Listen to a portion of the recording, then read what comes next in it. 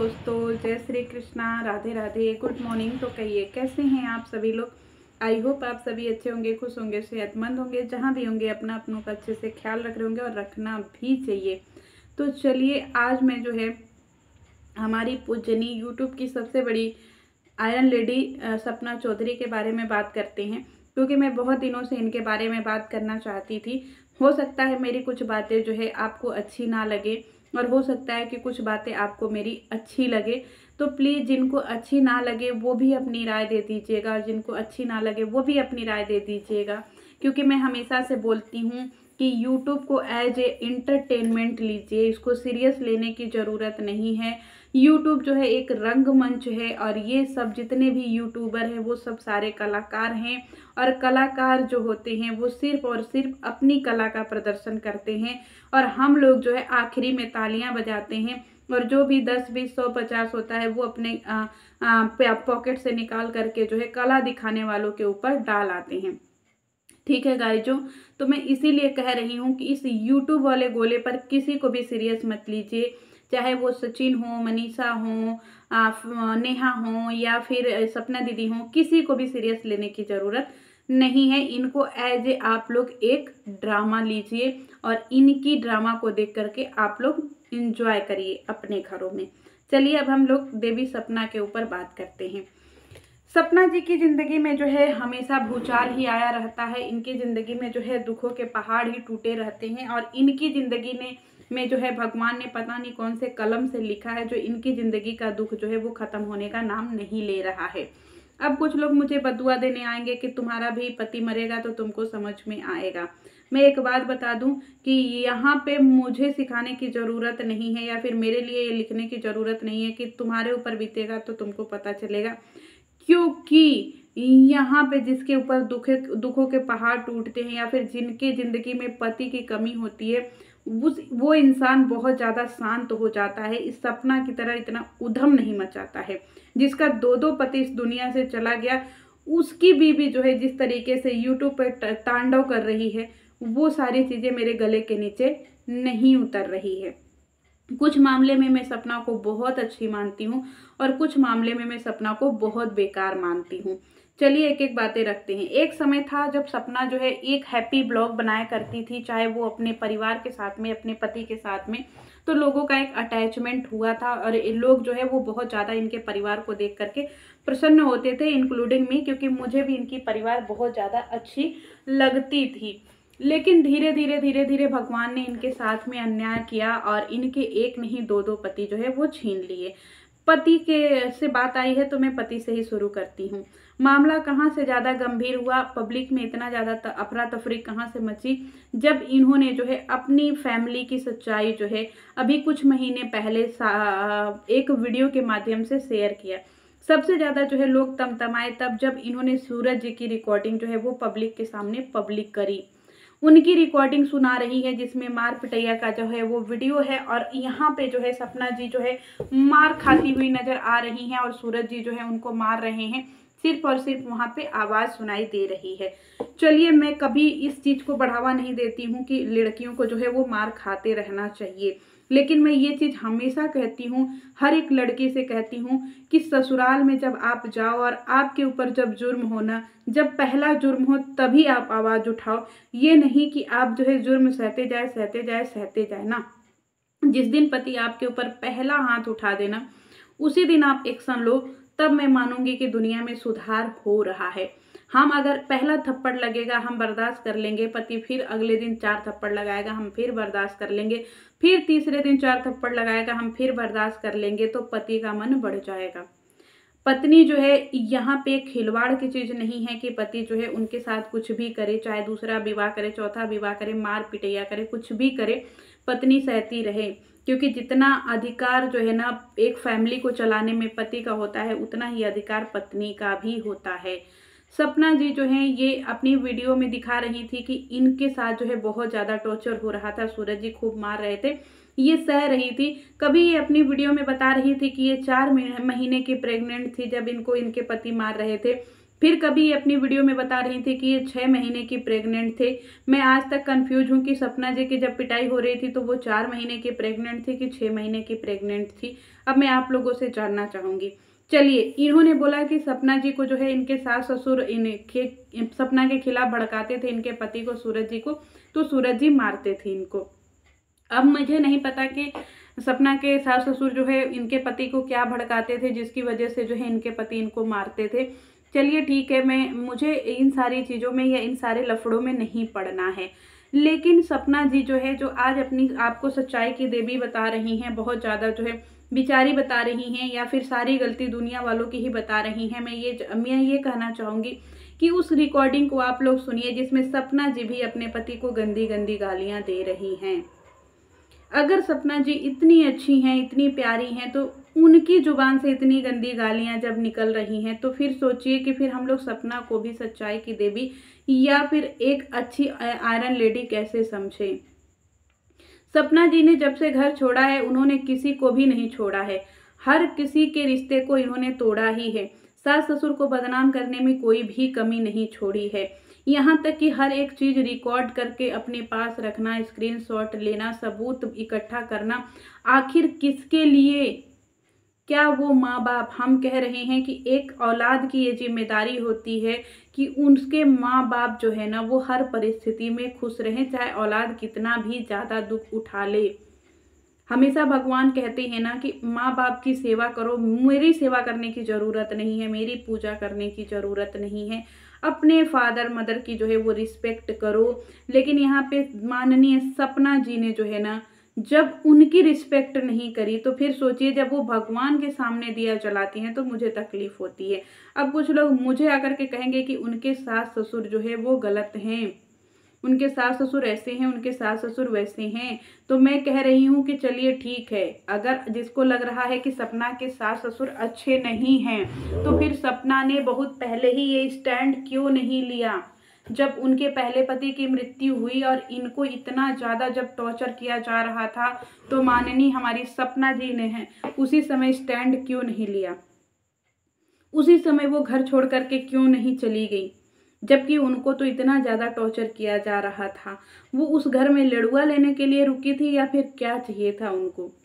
अब उन्होंने एक और ठिकरा फोड़ा था कि उनकी जो है सेकेंड मैरिज हुई थी ताकि वो जितना भी राज है वो बाहर जा कर के ना बताएं। तो ये बताइए कि सेकेंड मैरिज के इसलिए हुई थी कि ये बाहर ना राज जा कर के बताएं, तो सोचिए अब ये क्यों बाहर जा कर के ये सारी चीज़ें बता रही हैं। इन्होंने दूसरी मैरिज को भी वहाँ पे बताया था कि ये उनकी मजबूरी थी, लेकिन मैं यहाँ पे उस सास को, उस ससुर को जो है वो सैल्यूट करूँगी जिन्होंने एक बेटा मरने के बाद तुरंत दूसरा बेटा जो है वो बहू के हवाले कर दिया। क्यों? क्योंकि वो लोग नहीं चाहते थे कि उनकी बहू को जो है तकलीफ हो। बहुत बार उनकी वीडियो में जो है सासू माँ मुझे रोते हुए दिखाई दी थी कि मैं जब सपना को इस हालत में देखती हूँ तो मेरा श्रृंगार करने का मन नहीं करता है। एक पायल खरीद करके सासू माँ लाई थी और वो पायल जो है ना सपना को पहना रही थी, दे रही थी, तो सपना बोली कि नहीं, तब वो रो रही थी कि मुझे बहुत बुरा लगता है जब मैं अपनी बहू को इस स्थिति में देखती हूँ। तो सोचिए जो सास ऐसी बोल सकती है कि मुझे अपनी बहू को विधवा दे करके बेइंतहा तकलीफ होती है, तो फिर सोचिए कि वो सासू माँ अचानक से विलन कैसे बन गई। कहते हैं ना कि कुछ तो कमी रही होगी तेरे प्यार में, किसी शायर ने बहुत अच्छी बात कही है, कुछ तो कमी रही होगी मेरे प्यार में, यूं ही नहीं सनम बेवफा हो गए। क्या कमी होगी सपना ने अपनी कमी कभी मुझे किसी भी वीडियो में उन्होंने नहीं बताया कि हाँ उनकी क्या कमी थी। उन्होंने ये बताया कि मेरी ये कमी थी कि मैं सबके ऊपर विश्वास कर लेती थी, मेरी ये कमी थी कि मैं सबके ऊपर भरोसा कर लेती थी, मैं जल्दी ट्रस्ट कर लेती थी। ये कमी नहीं है, ये बेवकूफ़ी है। क्योंकि एक इंसान जो 2 बच्चे की अम्मा है उसको तो समझदारी आ ही जानी चाहिए कि कौन इंसान कैसा है। जो औरत अपने पति पे, अपने सास ससुर पे, सब किसी पे एलिगेशन लगा रही है, फिर वो दुनिया की यूट्यूब के गोले की महान लेडीज कैसे हो सकती है? ये आप लोग क्या देख रहे हैं? अभी इनका क्या ठिकरा है कि इन्होंने हर एक रिश्ते को बदनाम किया है। ये जिस जगह पे गई हैं उस रिश्ते को बदनाम किया है। सास ससुर के साथ में थी तो उनको बदनामी किया, अब मायके वालों को बदनाम किया, और जब ससुराल को छोड़ा मायके वालों के साथ में हुई तो मायके वालों को बदनाम कर रही हैं। सोचिए, जब इन्होंने घर छोड़ा था और इनके पास रहने के लिए कोई ठिकाना नहीं था, जब ये अपना बोरिया बिस्तर बांध करके जा रही थी तो इनकी एक फ्रेंड थी सीवी, सीवी ने इनकी मदद करी थी। इनको ले जा करके 4-5 दिन अपने घर पे रखा था, पूरा सामान अपने घर पे रखा था और इनको जो है शरण दी थी, और इनके जो है उस दुख के घड़ी में इनके काम भी आई थी, और इनके लिए फ्लैट भी अरेंजमेंट करी थी। जितनी भी तैयारियां होती है वो सब उसने करा था। लेकिन इन्होंने क्या किया, उस सीवी को भी जलील कर दिया इस सोशल मीडिया पे। मतलब सास ससुर भी खराब हो गए थे, सूरज जी भी खराब थे, सीवी भी खराब थी। अब चलिए हस्बैंड की बात करते हैं। सीवी के हस्बैंड ने इनको गंदी गंदी गालियां दी। सपना जी को बहुत ज़्यादा जो है इनके कैरेक्टर पे बात आ गई थी। क्यों? क्योंकि सपना जी के ऊपर सीवी के पति ने जो है वो गंदी नज़र डाली थी। सपना के ऊपर जो है वो गलत नज़र से देखते थे सपना को, इसीलिए सपना जो है उनके साथ रिलेशन में आने के लिए एक्टिव नहीं, मतलब क्या बोलते हैं, वो रेडी नहीं थी, इसीलिए जो है वो फ्रस्ट्रेट होकर के गाली दे रहे थे। अब मेरे गले से नीचे ये बात नहीं उतर रही है कि क्या हीरा मोती जड़ा हुआ है सपना में, जो सब कोई सपना पे ही लट्टू हो जा रहा है। हर किसी की जो है नजरें सपना पे ही आकर के टिक जा रही हैं। आखिर में क्या है हमारी माननीय सपना जी के अंदर? क्या सीवी में खराबी है जो सीवी का पति सपना जी के ऊपर लट्टू हो जाएगा और इनको अपनी और अट्रैक्ट न होने की वजह से इनको गंदी गंदी फोन करके गालियां देगा? और ये बहन जी हमारी इतनी सीधी साधी है कि उन्होंने सारी गालियां सुन ली। सोचिए कि जिस सीवी ने इनके लिए सब कुछ करा, इनके लिए अरेंजमेंट सब कुछ करा, फिर वो सीवी, चलिए ठीक है सीवी ने भी इनके साथ गेम खेला, हम मान लेते हैं, चलिए ठीक है हमने मान लिया। ये ग्वालियर को छोड़ करके चली जाती है मथुरा। फिर ये जो है अब अंशु की बारी आती है। वो छोटी सी लड़की जो इनके साथ बहुत छोटी सी उम्र से थी, उस घर में पली बढ़ी, बड़ी हुई, टीनेज में आई। जिस अंशु को ये बेटी मानती थी, ये उस अंशु की भी बुराई करती हैं कि अंशु मैनिपुलेट होती है, अंशु को मेरे खिलाफ भड़काया जाता है, अंशु जो है ऐसी है, अंशु वैसी है। अंशु कभी इनके लिए सीधी हो जाती है, कभी अंशु इनके लिए बच्ची बन जाती है, कभी अंशु इनके लिए गेम खेलने वाली बन जाती है, कभी अंशु इनके लिए जो है इनके सारे राज इधर उधर करती है। ये अंशु के लिए भी एक मत नहीं रखती हैं। कभी इनका लोटा इधर होता है, कभी उधर होता है, इनका लोटा लुढ़कता रहता है। ये अंशु के लिए भी इतनी क्या बोलते हैं उसको, इतनी प्योर नहीं है जितनी अंशु के लिए ये बातें करती हैं बड़ी बड़ी लंबी लंबी कि मैं उसको बेटा मानती हूँ, ये मानती हूँ, वो मानती हूँ। इनका छोटी सी बच्ची के साथ में भी रह करके जो है वो मतभेद होता रहता है। यहाँ से भी उनके रिश्ते खत्म हो गए, यहाँ से भी अंशु से उनका मतभेद हो गया। ये लोग उतने ज़्यादा अटैच नहीं हैं। आप सोचिए, कल तक ये जो है मर रहे थे एक दूसरे के लिए। हम कह रहे हैं कि सारी भगवान जो है तकलीफें सपना चौधरी के ही जिंदगी में क्यों दे रहा है? क्या और दुनिया में लोग नहीं दिखाई दे रहे हैं जो सपना चौधरी की ही जिंदगी में इतनी तकलीफें आ रही है, जिसकी वजह से वो पूरी सोशल मीडिया पे हा हो तौबा मचाई हुई हैं? इतना आप लोगों को नहीं समझ में आ रहा है कि एक औरत इतनी ज़्यादा दुखी है, पूरी दुनिया मिलकर के उसको सता रही है और वो सब कुछ सह रही है। हाय रे अंधभक्ति। सपना में बहुत सारी अच्छाइयाँ हैं, वो गट्स रखती है अपनी बच्चों के अकेले पालने के लिए, वो सब कुछ कर रही है, ठीक है मैनेज कर रही है, 2 पतियों को उसने हैंडल किया है, बहुत सारी चीज़ें उसने करी हैं, अच्छी अच्छी चीज़ें भी उसने करी हैं। लेकिन ये सारी चीज़ें मेरे गले से नीचे नहीं उतर रही है। एक केक काट देने से, एक भाई के केक काट देने से इस सपना चौधरी ने क्या क्या सुनाया था अपने सगे भाई और सगी माँ को। रिश्ता तक तोड़ दिया था अपनी सगी माँ से और सगे भाई से, और आरोप क्या लगाया था कि सीवी ने जो है मेरे कान भरे थे। तो बहन, तुम क्या गोद में खेलती हुई 6 महीना की ललना हो जो तुमको कोई भी दूध पिला के चला जा रहा है? मुझे ये सारी चीज़ें नहीं समझ में आती भाइयों बहनों। मैं सच में इस चीज़ को अब एक्सेप्ट नहीं कर पाती हूँ, क्योंकि मुझे लगता है कि कोई एक ही इंसान इतना ज़्यादा धोखा कैसे खा सकता है।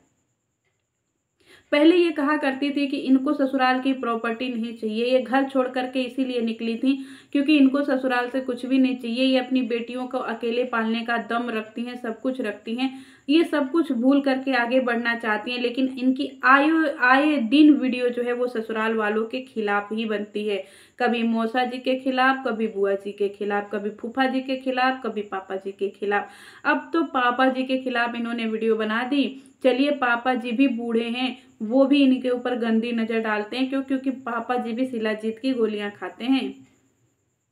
सोच लीजिए, सपना में आखिर क्या है कि हर पुरुष लट्टू हो जा रहा है, मुझे नहीं समझ में आ रहा है। अगर आप लोगों को समझ में आ रहा है तो प्लीज बताइएगा। हर एक इंसान ही सपना के ऊपर क्यों मोहित हो जा रहा है? आखिर उनके अंदर क्या ऐसी खूबी है, क्या ऐसी क्वालिटी है जो हर कोई इंसान जो है उनसे सेक्सुअल रिलेशन रखना चाह रहा है, बुरी नजर ही रखना चाह रहा है? आप लोगों को समझ में आ रहा है आखिर में क्या खूबी है? बता दीजिएगा। आपको गालियां लिखनी है लिख दीजिएगा, लेकिन मैं अपनी बातें तो रखूंगी ही रखूंगी। ससुर जी को भी इन्होंने कैरेक्टर के ऊपर सवाल उठा दिया। सोच लीजिए कि ससुर जी भी इनके ऊपर ऐसी ऐसी नजर रखते थे। मैं मानती हूँ बहुत सारे ससुर जो है ऐसे होते होंगे, बहुत सारे लोग ऐसे हैं, दुनिया में कोई भी रिश्ता नहीं बचा है। लेकिन सपना के केस में मैं बात कर रही हूँ कि सपना के केस में ही सारे रिश्ते धूमिल हो रहे हैं, हर एक रिश्ता धूमिल हो रहा है। यानी कि सपना जो है ये दुनिया की सबसे विक्टिम औरत हैं, इनकी ज़िंदगी में सबसे ज़्यादा दुख है, सबसे ज़्यादा तकलीफ है, और ये जो हैं बहुत कैरेक्टरवान हैं। गाइजों, आप लोगों की राय क्या है ज़रूर बता दीजिएगा। सोचिए कि जब ये ससुर को नहीं छोड़ रही हैं, सीवी के पति को नहीं छोड़ रही हैं, मरे हुए आदमी को नहीं छोड़ रही हैं, सोचिए सूरज जी को तो गए हुए इस दुनिया से 3 साल 4 साल हो गया, उनको नहीं छोड़ रही हैं। जब ये किसी को नहीं छोड़ रही हैं तो फिर सोचिए ये किस टाइप की औरत हैं, क्या इनकी मेंटालिटी है। जो इंसान दुनिया में टूटा होता है ना, अगर हम कह रहे हैं चलिए ठीक है, अगर हमारे ज़िंदगी में कुछ ट्रेजेडी हो जाए, मैं आप लोगों को चाहती हूँ कि एक बार आप लोग मेरे तरीके से सोच के देखिएगा कि अगर आपके पति के साथ में कुछ भी ऐसा हो जाता है तो आप लोगों की मनोस्थिति क्या होगी। आप लोग यही सोचेंगे कि मैंने कौन सा ऐसा कर्म किया जो भगवान मुझे विधवा बना दिया। विधवा बनना कोई बहुत वो नहीं होता है, शौक नहीं होता है किसी का, लेकिन एक नियति हमारे साथ खेल रचती है। और सोचिए सपना के साथ में नियति ने 2-2 बार खेल किया है, ये 2-2 बार विधवा बनी है, लेकिन फिर भी इनको रिश्तों का तमाशा जो बना रही है ना, सिर्फ और सिर्फ उस पे मेरा सवाल है, क्योंकि विधवा होना बहुत तकलीफदेह होता है इस संसार में। और ये बोलती हैं कि एक अकेली औरत को जो है लोग बुरी नज़र से देखते हैं, तो मैं अपनी बहन की बात यहाँ पे जोड़ना चाहूँगी। मेरी बहन जो है वो भी गवर्नमेंट जॉब करती है और वो भी अकेले ही रहती है, और 10 सालों से शायद वो अकेले रह रही है। और वो जिस एरिया में रहती है वो बहुत ज़्यादा ही अजीब एरिया है, क्योंकि उसकी ड्यूटी ही ऐसे जगह पे लगी है। उसको कभी दिन के 2 बजे ड्यूटी करने जाना होता है, कभी दोपहर के, कभी शाम के, कभी रात में वो वापस आती है, कभी शाम में वापस आती है, कभी दोपहर में वापस आती है। लेकिन 8 साल 10 साल का रिकॉर्ड है कि उसने कभी भी ये नहीं बोला कि हाँ उसको किसी तरीके की परेशानी होती है, जबकि उसको गली में से गुजर करके आना पड़ता है। तो सोचिए फिर मैं कैसे मान लूं कि एक सिंगल औरत को लोग बुरी नज़र से देखते हैं, जबकि मेरी बहन इस चीज़ का प्रमाण है कि वो 10 साल से रह रही है, उसने कभी ये कंप्लेन नहीं किया कि लोग उसको बुरी नज़र से देखते हैं, जबकि वो अकेले सब कुछ मैनेज करती है। तो दुनिया में जो है ना, कुछ लोग ऐसे होते हैं जो अपने मेहनत के बल पे निखर करके आते हैं, और कुछ लोग ऐसे होते हैं जो परिवार में भसड़ मचा करके आगे आते हैं। जिस तरीके से आजकल यूट्यूब पे भसड़ मचा हुआ है ना गाइजों, मैं फिर से रिक्वेस्ट करूंगी कि प्लीज़ आप लोग किसी को प्यार करिए, किसी को देखिए, लेकिन किसी के अंधभक्त मत बनिए। उनकी वीडियो में अगर 10% सच्चाई है ना, तो 70% बुराई भी है। हम कह रहे हैं कि जो 10% सच्चाई है या फिर 10% आपको जो उसमें अच्छी चीज़ें लगे उसको सीखिए, बाकी की चीज़ें जो है यूज एंड थ्रो कर दीजिए, फेंक दीजिए उसी जगह पे। नहीं तो सपना की वीडियो देखते देखते एक दिन आपके भी दिमाग में सपना जैसे करने का मन आ जाएगा। सपना को लाचार बेबस बेचारी समझते समझते सपना जी जो है हर एक रिश्ते पे एलिगेशन लगा दी हैं।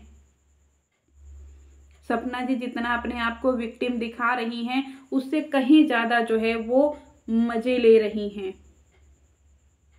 ठीक है, कोई औरत जिसका पति दुनिया से चला गया, कोई औरत जो बेघर हो गई है, उस औरत के अंदर जरा सा भी ये नहीं है कि भैया अब तो संभल जाएं। ठीक है, जिंदगी में जो भी हुआ जैसे भी हुआ, हम कह रहे हैं क्या जरूरत है ये सब खुलासे करने की, क्या मिल जाएगा इससे। महान वही होता है जो अपनी बुराई सुन करके सामने वालों को मुस्कुरा करके जवाब दे कि तुमको वक्त जवाब देगा। अगर लोग मुझे गाली दे रहे थे 3 महीने पहले, 4 महीने पहले, तो मैंने पलट करके किसी को भी जवाब नहीं दिया कि मेरे साथ ऐसा मत करो, या फिर मैंने किसी के ऊपर एलिगेशन नहीं लगाया। क्यों? क्योंकि मुझे पता था कि बुराई को हम कभी भी बुराई से नहीं जीत सकते हैं। हमें बुराई से लड़ने के लिए अपनी अच्छाई साबित करने की ज़रूरत होती है। और मैं अपने इस काम में कामयाब भी हुई और मैं आगे भी कामयाब होंगी।